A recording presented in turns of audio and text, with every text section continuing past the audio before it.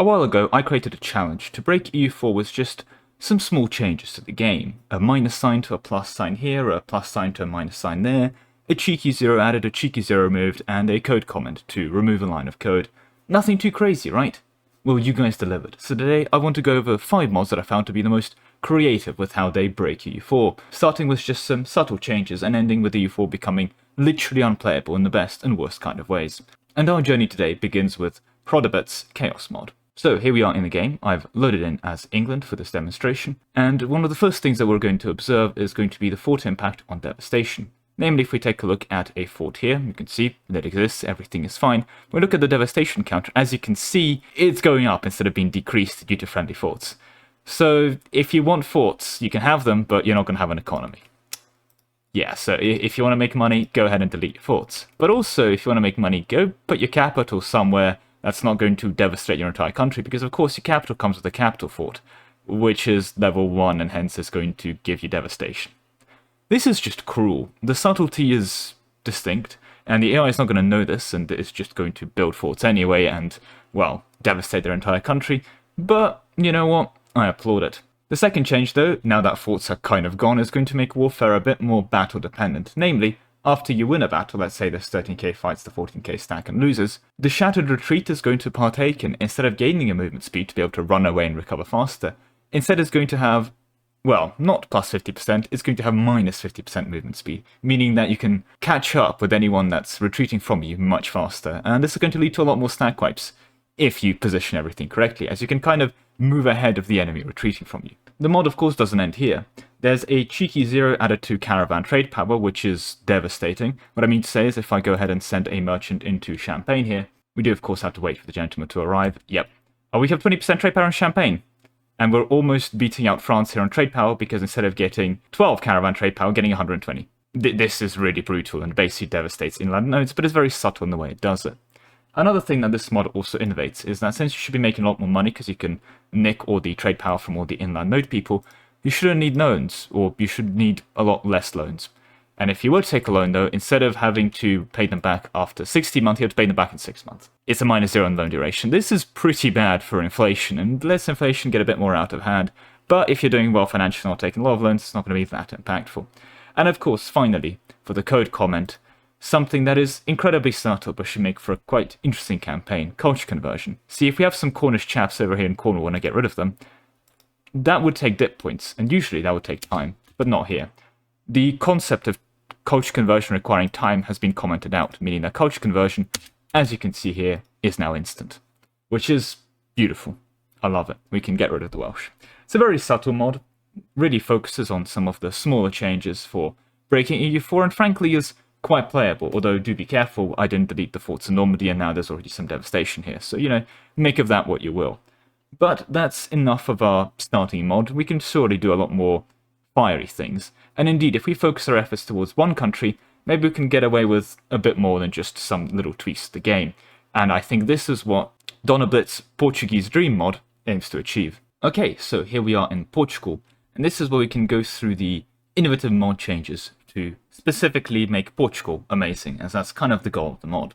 Now, weirdly enough, the first change is actually not a Portugal exclusive. It's a change on how devastation works. So if we add some devastation to Porto here and give it a month's sake just for it to, you know, recognize that, oh, free admin points, that, you know, there's some devastation of Porto, what we're going to see is that indeed, devastation for the most part works normally. The exception, of course, is the local goods produced modifier. Instead of being minus 200%, it's plus 200%.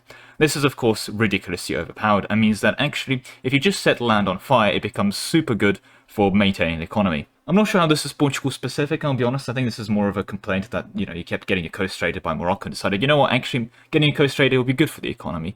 And of course, it still absolutely devastates, literally, your manpower and sailor capacity, so those things are bad. But hey, local goods produced modifier, 200% on 100 devastation. Very overpowered. We're now getting 4 goods produced from some wine importer, which is very strong. But that's kind of the only real general change here. See, the next change is going to be a bit of an interesting twist on colonial maintenance. If we go ahead and grab ourselves some colonists with exploration ideas, for example, and we will need to set ourselves to, let's go native coexistence policy, just so they don't rise up and send a colonist out. Within conventional EU4, of course, having a colonist out is going to cost us money. You know, it's not free to colonize. However, the innovation here to really buff Portugal, and to be honest, every other colonizer, but it's Portugal specifically because they tend to colonize, is that the nobles are going to demand increased pensions. Of course they are, right? Go away. Anyway, now colonial maintenance is -2 ducats. We can get rid of the money if we want, but it's flipped colonial maintenance to give you money, which means if we're over colonial limit, we can absolutely print money by just having all our colonies going at the same time. Of course, at some point we'd want to finish our colonies, and this is where the other Portuguese ability in the Age of Discovery comes in. Namely, our age ability gives us 500 global settlers instead of 50, so we'll be able to done with the New World in no time. And once we've done with the New World, we're going to have these massive colonial empires, and they might become a bit disloyal. But let's say we do something like vassalize Castile here. See, normally if we had Castile as a vassal, they'd be a bit disloyal, but the other innovation in this mod is that maximum liberty desire is changed from 100 to 10. There's been a 0 removed. So as you can see here, Castile's liberty desire is capped at 10. And indeed, if we go ahead and seize land from Castile, it's going to be 10. You can never make your vassals mad at you. The maximum desire is 10, and this is actually beautiful for Portugal. Because, you know, liberty desire can be a bit of an issue if the colonies really scale, which they will be doing if you've colonized them this early. Yeah, they're not going to be disloyal. They're going to love you. However, what happens if you're enjoying your Portugal game, and you're enjoying your age ability, and you're very happy with everything, but then the Protestant Reformation kicks off? Well, it's not going to do that. Because the comment that code comments a thing out of this game is, of course, going to be the Protestant Reformation has been removed from the game. So you're going to be in the Age of Discovery forever. You're not leaving it. There's no Protestant Reformation. Protestants are not real. Everyone will always be Catholic. The Protestant Reformation has been removed from the game, making this truly Portugal's dream. However, if you're looking for something a bit more nightmare-y, or one could say a bit of a ticking time bomb you really want to avoid, then may I suggest to you the Castilian time bomb, which is going to be the third entry on this list. So back into England for this one, and you may be thinking it's the Castilian time bomb, why we're in England, shouldn't we be in Castile? And indeed, Castile is still affected by the Castilian time bomb, but this mod, all it needed for its innovation was just 2 small changes. And indeed, it's the simplicity of these 2 changes that I have to commend it. It's got 3 other things that are quite effective, and I'm going to hint at the other 3 things immediately, looking at this 2 combat width, which, by the way, is the hard-coded limit of the smallest amount, so, you know, I'll let you there. No, the real innovation of the Castilian time bomb is, first of all, it added a 0 in a place that I didn't expect it to add a 0. The requirement for the Castilian Civil War is that your tag equals Castile. But what happens if the requirement for the Castilian Civil War is tag 0 equals Castile? Well, tag 0 equals Castile makes no sense, so the game just ignores that line of code and proceeds onwards without an issue. But what it also means that it removes the requirement for you to be Castile to get the Castilian Civil War, which means that everyone in the game now gets access to the Castilian Civil War. And this is already quite an innovation, which, you know, is impressive, but it's somehow made a bit better. Because once you end the Castilian Civil War, you get the time bomb, as it were. Surely you can just defeat the disaster and move on with your life. Well, this is where the greatest innovation of this mod comes in, the second double kicker, as it were. See, if you were to conclude the Castilian Civil War, you get it, you trigger it, and then you fight the rebels, and you conclude the Castilian Civil War, the event that ends the disaster Castilian Civil War, well, it doesn't end the Castilian Civil War and starts a brand new Castilian Civil War. This means that the end condition for the Castilian Civil War also triggers a brand new civil war, and how that was achieved with just 1 code comment is frankly impressive. What that means is that once you enter the Castilian Civil War, you never leave the Castilian Civil War. You are just going to be constantly within the Castilian Civil War. It's a never-ending Castilian Civil War. And so hence, if during the Age of Discovery you ever do enter it, because once you start the Age of Discovery, you're out of it, you are free from the Castilian Civil War. Otherwise, the Castilian time bomb is going to come for you. I'll let you, if you ever do partake in this mod, figure out the other 2 changes, but with that we're going to move on to a bit of a different direction. In fact, we're going to move on to our first Iron Man compatible mod, which sounds incredible. How do you break the game while being Iron Man compatible? And the answer is, of course, with a truly innovative mod from Catman himself, more specifically, Catman's graphical improvements. Now, as you already load into the game, you're going to see that a couple things have been tweaked, and we're just on the loading screen menu. And I want to again stress that our checksum is Iron Man compatible. We can play this mod in Iron Man or want to use it in multiplayer, because of course this is just a graphical mod. And if we were to proceed into single player, I hate this. God, I hate this. So I want to reiterate yet again that all of these graphical innovations have been achieved with just some very tactically placed zeros, some removed zeros, some minuses, some pluses, and a hashtag. Any nation really. I guess I don't want to subject England to this, so we'll suggest Muscovy to it. Sure. How did some of the icons like developments survive, but then other things just not? The vibrant white of every single name glows and frankly oppresses. This is it's Iron Man compatible.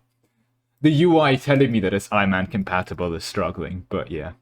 I mean, honestly, probably a good way to start learning shortcuts. But yeah, okay, all right, whatever. We load into Muscovy. Surely it's an improvement. Oh dear God. Okay. Well, first of all, there's a very tactically placed. Okay, where's the? There's. I'm gonna escape because I don't think I know how to leave this menu otherwise. Okay. This text on the screen is I hate this. This white on yellow text is a true work of art. But anyway, I digress. All the anyway, the top bar is broken with just one very tactically placed zero. And what's also amazing is you can click through it to open the province interface, which not only is also entirely UI broken, but is clickable through it. You can click through the province interface. It's a see-through province interface. I want to reiterate that this is again achieved with just very minimal changes to EU4. And not only are they functional, the game does work and run. The other also innovation is the location of the date. Normally it'd be written here, but there's been a certain digit added to the location of the date, meaning that you never actually know what the date is. And I really thought that that wouldn't be that big of an impact until you realize that kind of knowing what the in-game date is kind of matters a lot for everything like your estate interface. And yeah, oh god, just everything's broken. Do you want ideas? Nope. Missions surprisingly survive for the most part. Decisions kind of, but badly. Most buttons are just gone. The GovCap's gone on a trip. I want to again stress that this is Iron Man compatible. You could use this in multiplayer. Look, it's got extra. You can click through the sometimes. You can sometimes click through the UI. You don't know how many Monarch points you have, so if you're behind in that, it doesn't matter. And if you click on something like England, you can still see their tech 3. That's good. And yeah, look, it's a graphical improvement. You can click through the UI. Okay, right. It's an innovation. Some things survive surprisingly well. Not the close button, but, you know, some things. And the trade map mode... Yeah. Every single trade good is... Yeah. Okay. Well, it's a graphical innovation. That's it. That's a graphical innovation for sure. Can't bore you really outdid yourself. But it's not the ultimate winner. And unfortunately, the ultimate winner is something I'm going to just introduce to you live. Because I think as I load into EU4, you deserve to see it being loaded in. But I will also say that the final mod, Purgatory, is just barely not Iron Man compatible. Because not only is it a graphical innovation, it also tweaks EU4 in a very subtle but frankly horrible way. But the greatest change is a change to something that should have seemed quite innocent. But a change that when done is truly terrifying. And I think it's an experience that can only be seen and not described. So enough of this existence here. Let's load into a mod that goes by no other name than just the Purgatory. Oh, of course, actually, I can't leave the game here. The buttons are... Oh, these buttons are fine. The exit game buttons. This is like, okay, we'll let you leave now. Thank you. Anyway, so as we load into EU4 here, everything looks fine as we load our databases and initialize map logic. And I think that's all I really need to say, because surely it's not going to be terrifying right off the bat. And I'm going to apologize and give you a jump scare warning now as we create our checksum and are prepared to see Purgatory itself. I've seen this like multiple times. Indeed, welcome to Purgatory. Let's attempt to select Austria. And no, this isn't just the realm map mode. This is all. This beautiful, stunning effect is achieved by changing the sea level, which creates a kind of a fog, dare I even say. You can kind of see through the the red flames of Purgatory and zoom into certain countries. But it does mean, of course, if I want to click onto my Great Horde here, okay, I can, and, you know, Kazan is pretty clickable. But because I know that, yeah, look, I'm clicking on Bohemia right now. No, I'm clicking on Saxony. This is Lithuania right here. This is Poland, fair enough. Let's click around on the HE. That's Cologne. That's Cologne. Okay, that's Berg. That's Liège, which I don't think it is. That's a C tile. That's Mecklenburg here. Okay. Anyway, let's select Austria, not Passau. Austria here. We have to zoom in through our floating Purgatory thing to actually select Austria. Can random new world. I'm not sure it's going to make it better, but I'm scared of trying it. You know what? Let's try it. I don't think it can get worse, in fairness. So, you know, surely it can only get better. Oh, it's thinking. Oh, it's thinking. It's struggling. Okay. All right. It's done. Yeah, I can't tell what's going on there. Anyway, let's pop back into Austria here. As you can see, it's not Ironman compatible. There's some other province change and stuff, and you know, other changes that aren't just this beautiful interface. And indeed, as we get into our game, here it is. To a limited extent, it's beautiful.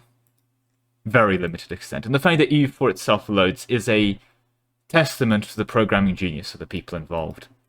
But yeah, I wonder how much money I'm going to have to give to Playmaker, or how many favors I'm going to have to pull to see him do an Austria World Conquest in this mod. This isn't just a realm map mode. This is the simple terrain map mode. This is trade.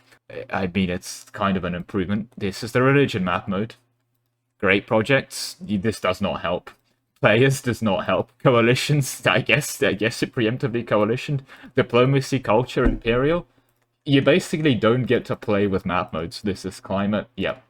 It's cursed. I hate this, and yet it is so artistic in its changes. Now, there's of course a lot more than just this. Some more Easter eggs for brave souls to discover out there, and all I will do is, if, for example, I'm able to go and select my capital and look at devestation, as you can see, rather subtly, our devastation is going to be increased by our control and not decreased by our control. And at the risk of other spoilers, we seem to be getting no manpower from our provinces, which is a bit unusual. Is that 6 manpower giving us minus 250 maximum manpower? Anyway, I'll let you rediscover this true work of art yourself. But yeah, I am truly left speechless here. This is the winner. Purgatory is indeed here, and very red. Very red. But indeed, that is all the time I have for you today. Thank you very much for watching, with a special thank you to all my channel members, especially Ark, Solar, W Haste, Soleren, Star72, Lord Zendikar, Nick Fassbender, Nanhatan, Nick Huss, The Awesome Rabbit, Best Pro Gaming, Graphical Flavia, Sov, Mobkiller, Anthony35, AC Napo, Glorious Leader, Frankie, Yukata, Danray, Private Claw, Jack, Marvy, Conspiracy Pizza, and Le Barule.